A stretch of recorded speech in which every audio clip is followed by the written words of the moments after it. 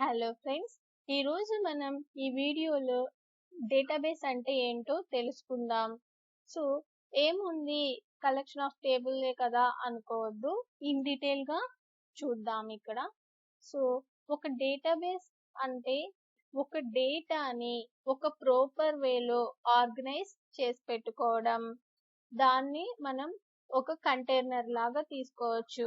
So మనం ఏదన్నా proper వేలో ఆర్గనైజ్ చేసుకుంటే మనం ఏదన్నా ఒక ఆపరేషన్ ని పెర్ఫామ్ చేయాలి అనుకోండి, ఈజీగా చేయొచ్చు.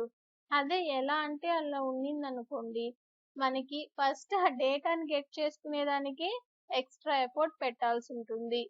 సో అలా అటువంటి డిసడ్వాంటేజెస్ అన్నిటిని ఓవర్కమ్ చేసి మనకంటూ ఒక స్ట్రక్చర్ ని డిఫైన్ చేస్తారు. సో ఒక డేటాబేస్ అంటే మల్టిపుల్ ఫైల్స్ యొక్క కలెక్షన్. అదే విధంగా ఒక ఫైల్ ఏంటి అంటే ఒక గ్రూప్ ఆఫ్ డేటా ఫైల్స్ అన్నమాట. ఒక్కొక్క ఫైల్లో ఒక్కొక్క డేటాబేస్ ఫైల్ గ్రూప్ ఉంటుంది. అండ్ మళ్ళీ ఒక డేటా ఫైల్ తీసుకోండి, ఇక్కడ మల్టిపుల్ స్కీమాస్ కింద డివైడ్ అయి ఉంటుంది.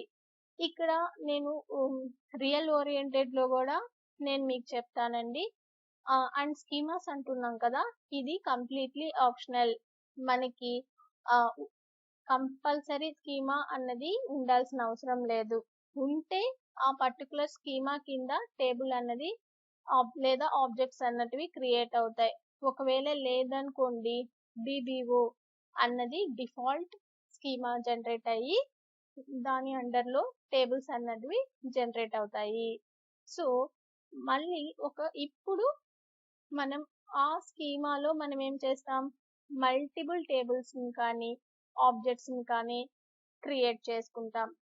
నెక్స్ట్ టేబుల్లో ఏముంటాయి, పార్టీషన్స్ ఉంటాయి. సో మీకు టేబుల్లో పార్టీషన్స్ ఇక్కడ చూడండి, టేబుల్ అంటే ఏంటి, ఇది పార్టీషన్స్ గా డివైడ్ అయ్యింది. సో ఇక్కడ ఏమున్నాయి, మల్టిపుల్ రోస్ ఉన్నాయి. రో అంటే ఇవి హారిజంటల్ గా ఉన్నటివి, కాలమ్స్ అంటే ఇలా వర్టికల్ గా ఉన్నటివి.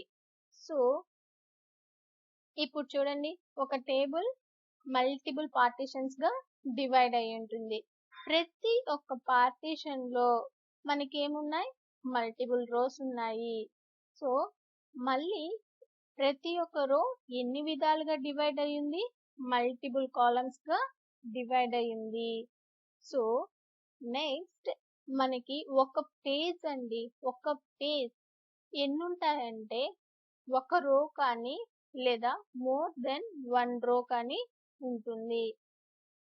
ఒకవేళ మనకి డేటాబేసే లేదనుకోండి, డేటాబేసే లేనప్పుడు మనం టేబుల్ ని క్రియేట్ చేయలేము. సో నెక్స్ట్ వన్, ఎప్పుడైనా మనం టేబుల్ ని క్రియేట్ చేయాలి అంటే ఫస్ట్ మనం చేయాల్సిన మొదటి పని డేటాబేస్ క్రియేట్ చేయడం. ఎప్పుడైనా టేబుల్ డేటాబేస్ అండర్లోనే ఉంటుంది. So next, the database is the container for tables and other database objects. So మనం కంటైనర్ లాగా అనుకున్నాం, ఒక ప్లేస్ హోల్డర్ లాగా. వీటిలన్నిటి యొక్క కలెక్షన్ ని డేటాబేస్ అన్నది మెయింటైన్ చేస్తూ ఉంటుంది. ఇప్పుడు ఇదండి జనరల్ గా. నెక్స్ట్ ఇప్పుడు రియల్ ఓరియంటేషన్ లో తెలుసుకుందాం. ఏదైనా ఒక ఆర్గనైజేషన్ తీసుకోండి, స్కూల్ ఆర్ కంపెనీ ఏదైనా కానీ. ఇప్పుడు డిఫరెంట్ మల్టిపుల్ బ్రాంచెస్ ఉన్నాయి ఆ పర్టికులర్ ఆర్గనైజేషన్ కి, స్టేట్ లెవెల్లో అండ్ సేమ్ డిస్ట్రిక్ట్ లెవెల్లో. ఇప్పుడు వీటిలన్నిటి డేటాని మనం సింగిల్ డేటాబేస్ లో మెయింటైన్ చేయాలి. అంత గ్రూప్ గా చేసేసామనుకోండి స్ట్రక్చర్డ్ వేలో, లేదంటే నెక్స్ట్ మనం వర్క్ చేయాలంటే చాలా ఎక్స్ట్రా ఎఫర్ట్ పెట్టాలి. ముందు అసలు ప్రాపర్ డేటా ఎక్కడుంది అన్నది తెలిస్తేనే మనం వర్క్ చేయగలుగుతాం, లేదంటే లేదు. సో సేమ్ అండి, ఒక స్కూల్ మల్టిపుల్ బ్రాంచెస్ ఉన్నట్లే ఒక డేటాబేస్ ని కూడా మనం మల్టిపుల్ ఫైల్స్ గా డివైడ్ చేసుకుంటాం. ఒక్కొక్క బ్రాంచ్ కి మనం ఒక్కొక్క బ్రాంచ్ కన్సిడర్ చేసామనుకోండి, ఆ బ్రాంచ్ మీద వర్క్ చేసేటప్పుడే ఆ పర్టికులర్ బ్రాంచ్ యొక్క డేటా దాని రిలేటెడ్ ఉంటే మనం ఏదన్నా అప్డేట్ చేయాలనుకోండి డైరెక్ట్‌గా ఇప్పుడు హైదరాబాద్ బ్రాంచ్‌లో ఒక స్కూల్ ఉంది. Leaves different and fees different. And next వేరే డిస్ట్రిక్ట్‌లో I mean it may be Guntur. అక్కడ ఉన్న బ్రాంచ్‌కి ఫీజెస్ స్ట్రక్చర్ డిఫరెంట్‌గా ఉంది. సో, మనం బ్రాంచ్ వైస్‌గా మనం అరేంజ్ చేసుకుంటే ఏమవుతుంది? ఈ డేటా ఫైల్స్‌ని ఈజీగా అప్డేట్ చేసుకోవచ్చు. అదే విధంగా ఈ స్కీమా ఆప్షనల్ అని తెలుసుకున్నాం. సో, ఎందుకు ఆప్షనల్ అంటున్నా? ఈ స్కీమాస్ ఎందుకు అంటే మనం ఏదైనా ఒక వర్క్‌ని డివైడ్ చేసుకొని దేని అండర్‌లో ఉండాలి.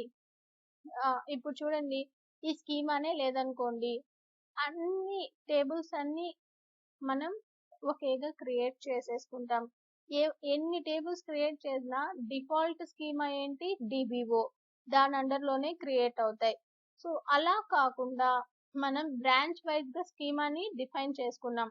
ఇలా హైదరాబాద్ బ్రాంచ్ కానీ అనంతపూర్, గుంటూరు, నెల్లూరు ఏ విధంగా డిఫరెంట్ స్కీమాస్ క్రియేట్ చేసుకున్నాం అనుకోండి. ఓకే, ఇప్పుడు హైదరాబాద్ స్కీమా కింద మనం ఎన్ని డిస్ట్రిక్ట్స్ ఉన్నాయో ఆ డిస్ట్రిక్ట్స్ లో ఉన్న బ్రాంచెస్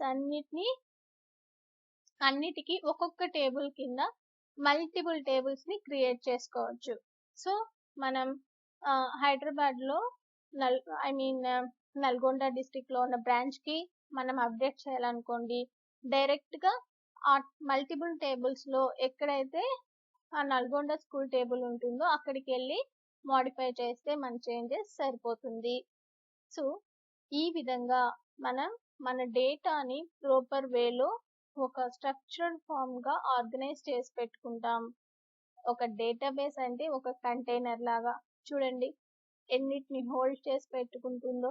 వీటి వల్ల అడ్వాంటేజ్ ఏంటి? మనం ఈజీ వేలో చేసుకోవచ్చు.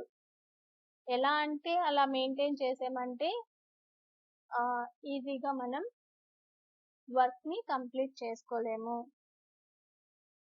అండ్ మీకు ఏమాత్రం యూస్ఫుల్ అయినా please like, share and comment.